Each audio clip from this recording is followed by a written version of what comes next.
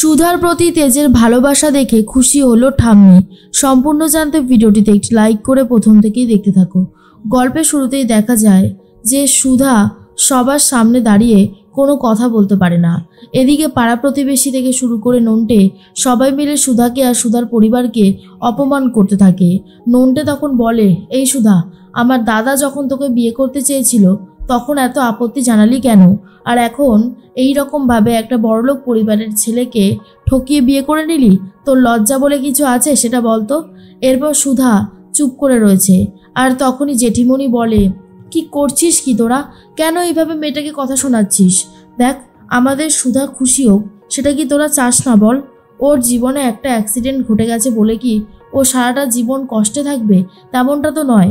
জীবনে একবার না একবার তো কাউকে বিশ্বাস করতেই হবে আবারও, তাই না?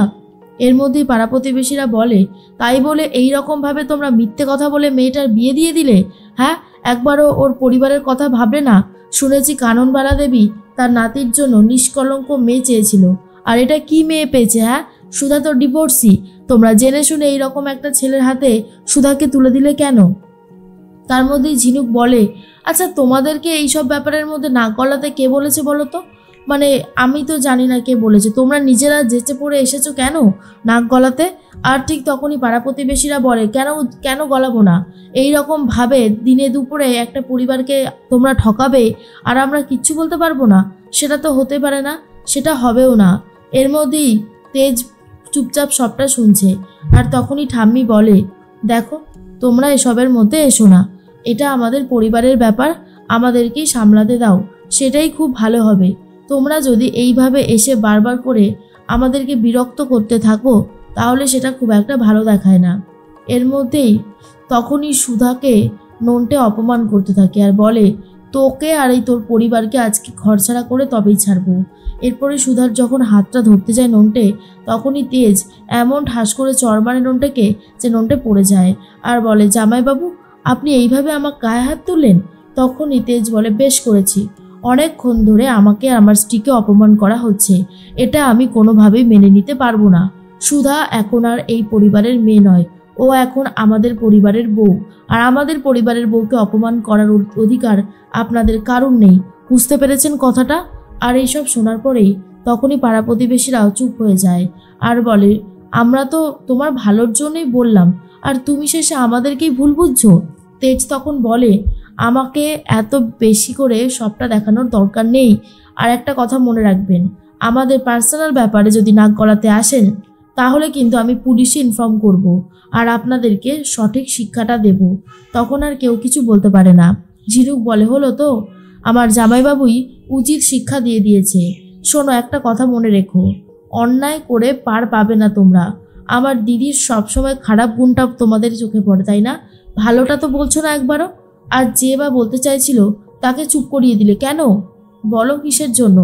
আর এর মধ্যেই মনে মনে একটা কথাই সুধা ভাবতে থাকে, মিস্টার বসু মল্লিক আমার জন্য ওর সাথে লড়াই করছে, পাড়া প্রতিবেশীর সাথে লড়াই করছে। সত্যি আমি ভাবতে পারছি না মিস্টার বসু মল্লিক আমার জন্য এতটা করছে। এর মধ্যে জেঠিমণি বলে, তেজ বাবা, চলো ঘরে চলো, এখানে দাঁড়িয়ে থেকে আর কোনো লাভ নেই। তেজ তখন ঘরে যেতে চাই না আর বলে, আমি ওনাকে দিয়ে গেলাম, এবারে আমি পরে নিতে আসবো।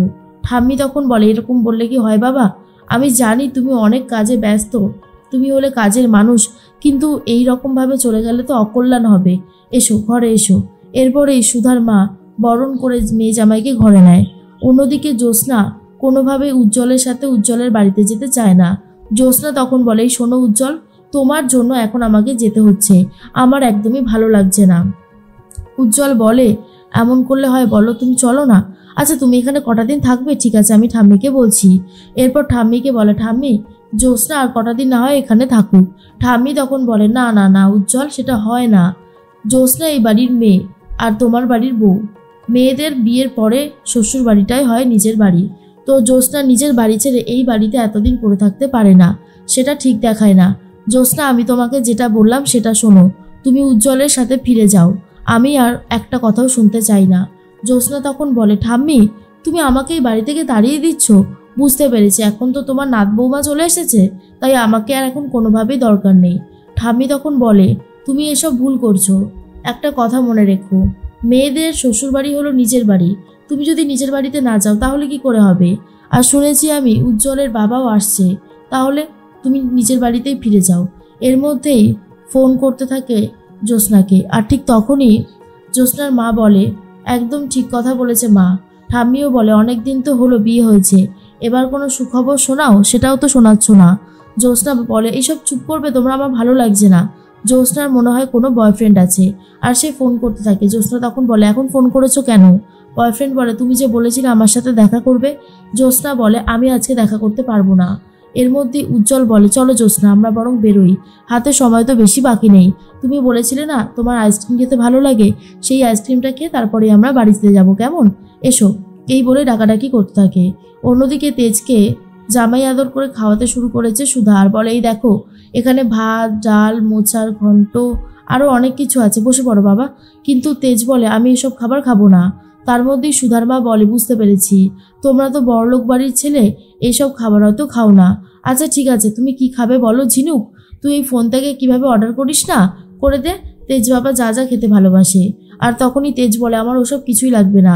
ঠাম্মি তখন বলে, কিন্তু তেজ বাবা, তোমার জন্য যে আমরা ভালোভাবে রান্না করেছি, মাছের মাথা দিয়ে ডাল রয়েছে, আলু ভাজা রয়েছে, মোচার ঘন্ট, মাংস, আরও অনেক কিছু রয়েছে, দেখো তোমার খেয়ে ভালো লাগবে। সুধা বলে, এসব উনি হয়তো খায় না ঠাম্মি। থাক ঠাম্মি, জোর করার কোনো দরকার নেই, এগুলো আমাদের কাছে বিলাসিতা হলেও ওনারা এসব খাবার মুখে তোলেন না। সুধা যাদেরকে পড়াতো সেই বাচ্চাগুলো এসে উপস্থিত হয়েছে আর বলে, জামাইবাবু, এইসব আঁকা আমরা আপনার জন্য নিয়ে এসেছি। এর মধ্যে অদিতি বলে, এই সুধা, এই ভিখিরিগুলো এখানে কি করছে? তখনই সুধা বলে, থাক না বৌদি, ওরা আর কতই বা খাবে। তখন অদিতি বলে, আমি জানতাম ঠিক ভালো মন্দ রান্না গন্ধ পেয়ে চলে এসেছে। সুধা বলে, আমার ভাগেরটুকু না হয় ওদেরকে দিয়ে দিও। অদিতি বলে, তুই একা 4 জনের ভাগ নিশ্চয়ই খেতে পারবি না, আর এরা অনেক বেশি খায়। সুধা আর কিছু বলতে পারে না। তখনই সবাইকে তাড়িয়ে দিতে চায় দূর করে অদিতি, আর বলে, এই তোরা এখন যা তো, এখানে এসে ভিড় করিস না, জ্বালাতন করিস না, বুঝতে পারলি? তখনই তেজ আটকে দেয় আর বলে, দাঁড়াও, এগুলো তুমি আমাদের জন্য নিয়ে এসেছো তাই তো? দাও, সবাই দাও, যে যা জিনিস নিয়ে এসেছো, কিন্তু তারপরে খেয়ে যেতে হবে, কিন্তু বসে পড়ো, সবাইকে খেতে দেওয়া হবে। আর এটা শোনার পর অদিতি আর কিছু বলতে পারে না, কারণ তেজের মুখে মুখে কথা বলতে তো অদিতি পারবে না, তাই পুরোপুরি চুপ করে রয়েছে। এর মধ্যেই সুধা বলে, মিস্টার বসু মল্লিককে আজও আমি চিনে উঠতে পারি না, কত কি যে রূপুনি দেখাবে তার কোনো ঠিক নেই। এর মধ্যেই ঘরে চলে যায় দুজন মিলে। তখনই তেজ বলে, আর কত অ্যাক্টিং যে করবেন কে জানে। সুধা বলে, আমি তো মাঝে মধ্যে আপনাকে চিনে উঠতে পারি না। অন্যদিকে ঠাম্মি ভাবে, দেখেছো বৌমা, আমাদের জামাই কি সুন্দর মেয়ের পাশে সবসময় রয়েছে। পাড়ার লোক যখন অপমান করছিল আমাকে আর আমাদের পরিবারকে, সুধাকে, তখন কিভাবে প্রতিবাদ করলো। আমাদের জামাই কিন্তু সুধাকে অনেক ভালোবাসে। এর মধ্যে অদিতি বলে, সুধা এত তাড়াতাড়ি কি দিয়ে বশ করে নিল এই তেজকে, যে তেজ এখন সুধার নামেই শুধু বলছে। এর মধ্যেই তেজ তো প্রচণ্ড রেগে গেছে সুধার উপরে, আর বাড়ি থেকে বেরিয়ে যাচ্ছে ঠাম্মিকে সমস্ত কথা বলে দেবে বলে। তারপর তো সুধা অনেক বেশি চিন্তায় পড়ে যায়।